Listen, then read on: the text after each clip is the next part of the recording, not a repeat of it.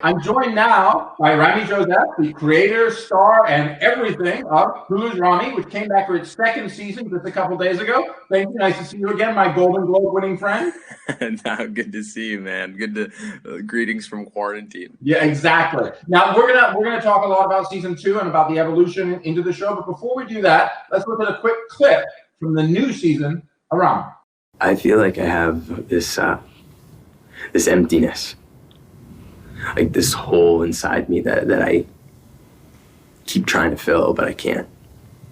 And I've tried to fill it with sex and porn,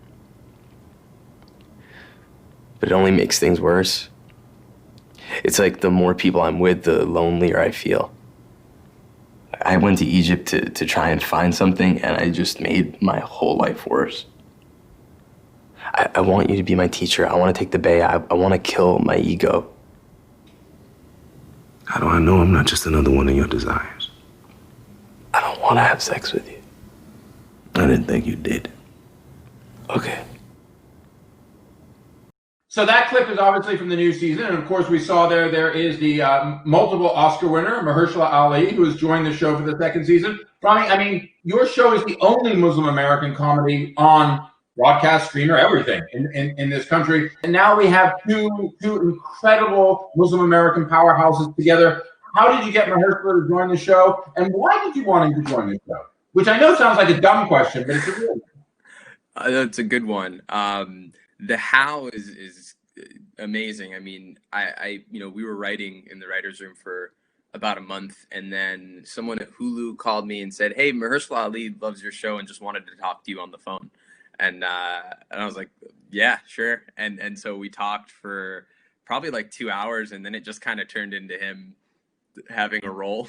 And at first it was kind of like, well, what if we, you come in and do this one episode, and then the more we kind of chewed on it in the room, something I had always really wanted to do was have a sheikh character on TV that felt like a religious leader that was shown in a human light, someone who had wisdom but also had flaws and had things that he was confused about, but nothing caricaturish. Like, I think a lot of times we see like the priest who does cocaine or the this idea of like angels in heaven and like someone who's holier than thou. Or the rabbi who's gambling and stuff like that. Yeah. And I think, the thing we really wanted to do with this character that we ended up calling Sheikh Ali is really just showing someone who just feels like a real leader of a mosque, someone who, his complications aren't caricaturish. It's just the complications you would have in trying to run a place like that. And seeing him have a student, such as myself, who really kind of challenges him.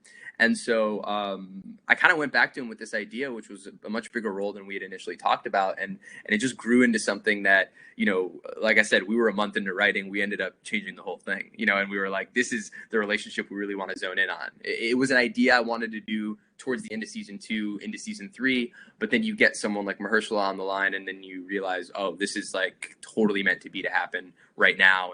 And the season, in my mind, was just like so much better for it. Well, there's an amazing, one of the things about the show I thought in season 1 that was so effective is while the show bears your name and clearly your character or the on-screen version of you is the primary character, it was so much about relationships with the family, with parents specifically, with your friends, with lovers, and with people who are members of the Muslim community and not members of the Muslim community, and the relationship that your character has with his faith, which is a complicated one that he acknowledges, and as we've seen in the scene, is one that he talks about. What was it like in terms of building that relationship with a character like the Sheikh, which, as you said, you wanted to do for a while? What changed in doing that character with Mahershala becoming a part of the show? It's a great way you put it, because I do think this is a show about relationships, and I think something that is very much at the core of what the show wants to do and what we've been doing is, how do you show someone's relationship with God and with their faith? And how do you show somebody, something that's so abstract? How can you really make it tangible? And I think this sheikh relationship helped us as a show be able to really put Ramy in some tangible spiritual spaces with some real, situations and some real things that he has to do, as opposed to kind of the ethereal, I want to find myself, which we did in season 1, and he goes to Cairo to try and do that. In season 2, we really see him in this Muslim community, this Sufi Muslim community with a sheikh who really challenges him to learn things in a different way, and I think it helps that relationship. That really Ramy's kind of striving for that intimacy, whether it be intimacy with someone he loves and various relationships, or it's really just that spiritual intimacy, and so that sheikh relationship really helps manifest that for us. I also found, watching the second season, one thing that, as well as the spiritual component of it, I also found there was a great, I guess I'll call it, familial component of it, which is this is the son of Egyptian immigrants now in Egypt, and now looking to find himself and looking to find a way, as the clip showed us, to fill what he thinks is the void of American relativism and fast drug, sex, and rock and roll, for way of putting it. For you, it's so easy to link you with your character for a ton of obvious reasons. Sure. But for you, how much of a growth was there for you in developing this season and then putting the season together? Yeah, I mean, season 1 sits in that, who am I space, and there's this this optimism about trying to find that. And I think season 2 is much more rooted in, oh, this is who I actually am. There's always this gap between what you think is your higher self and then where you're at in reality. And I think Ramy sits with the reality of his actions from the jump of season 2, and he kind of plays back some things that we saw happen in season 1, and he realizes, I have a problem. I have intimacy problems. I don't know how I view sex. I don't know how I'm really conducting myself as an adult person who says he wants to be something, and he tries to make a change. And so for me, this season sat more in the plot of that change. So the episodes are a little bit more connected because we're really tracking him trying to grow through that.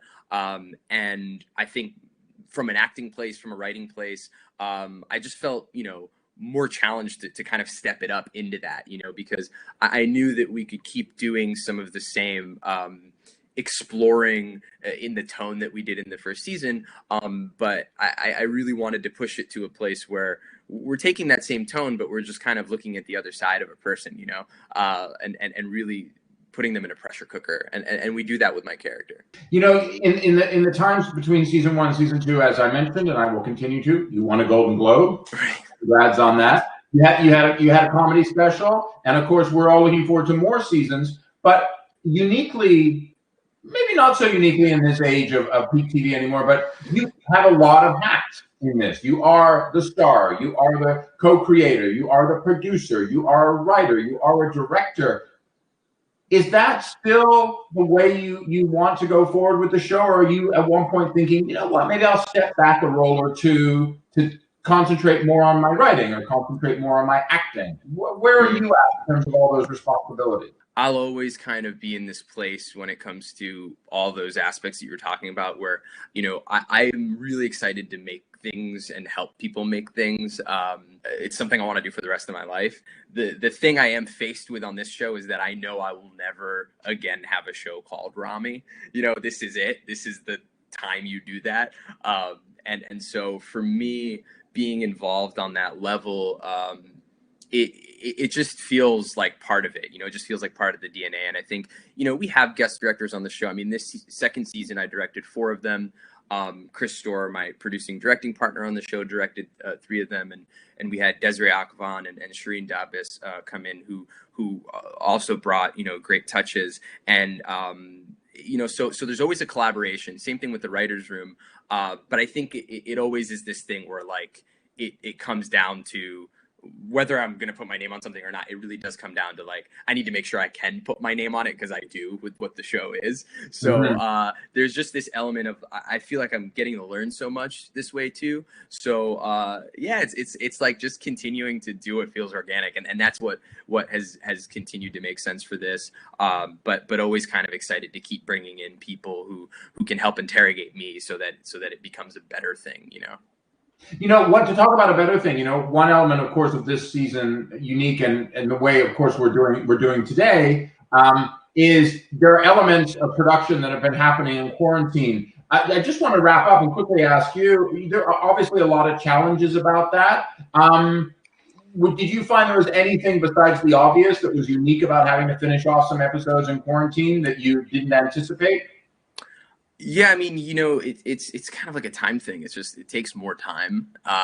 So we've definitely been faced with that. We also, I think, like we had a couple of days of shooting that we were supposed to get to that we couldn't, and it was about 3 days worth of things, and so that obviously affects things. We were lucky to be in a situation where it didn't really make anything worse. It just made things different. So you kind of are making different creative decisions instead of like adding a scene somewhere you were going to add it. You almost kind of just like rearrange something, and so I think it helped me look at the show differently. I think you're constantly kind of abandoning your script at different points of making a show, whether you're on set and you're like, okay, this actually feels better, so I'm going to do it this way, or you're in the edit and you're like, oh, the scene that I thought was the last scene is going to be the first scene.